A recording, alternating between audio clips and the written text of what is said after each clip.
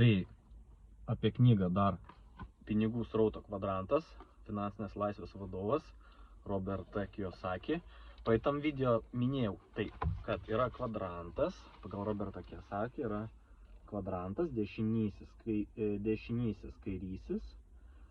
Ir aš paminėjau, kad taip, tai yra darbuotojas ir paminėjau samdomas darbuotojas. Tai nėra teisinga, nes S raidelė yra save įdarbinantis,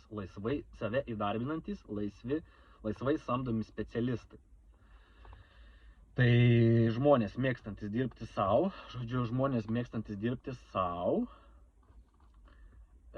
aš šią žmonių grupę vadinu pasidaryk pats. Jiems nepatinka, kai jų uždirbtiems pinigams daro įtaką kitas žmogus ar žmonių grupė, kurie galbūt nedirba taip sunkiai kaip jie. Pinigų srityje yra visiškai nepriklausomas sielas. Tai yra save įdarbinantis, laisvai samdomi specialistai. S. O D tai samdomas darbuotojas. Ir tai toks yra skirtumas.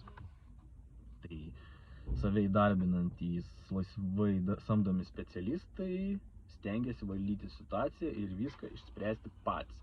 Beje, šitoj knygoj parašyta, kad save įdarbinantys, laisvai samdomi specialistai, šitame kvadrante esantis žmonės pagal darbo pobūdį sunkiausiai dirba, nes jie save įdarbina, tai reiškia, kad jie bendrauja su klientais, patys atlieka darbą galimai, paminėjo kitus dalykus, tai esmė, kad jie viską daro patys.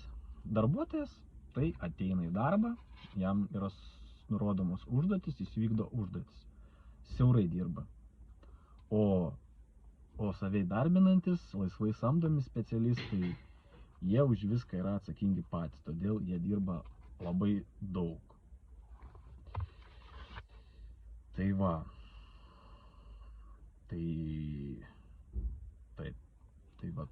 Tokie skirtumai.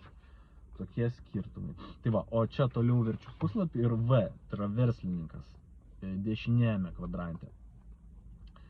Tai pagal Roberto Kiyosaki šitų žmonių moto yra, kam dirbti pačiam, kai gali pasamdyti, kas atliks darbą už tave ir netgi geriau.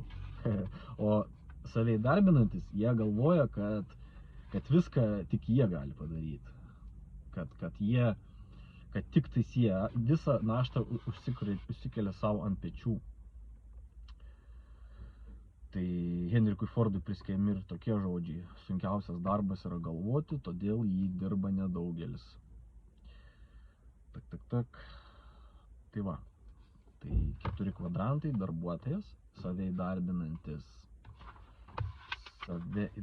laisvai samdomi specialistas,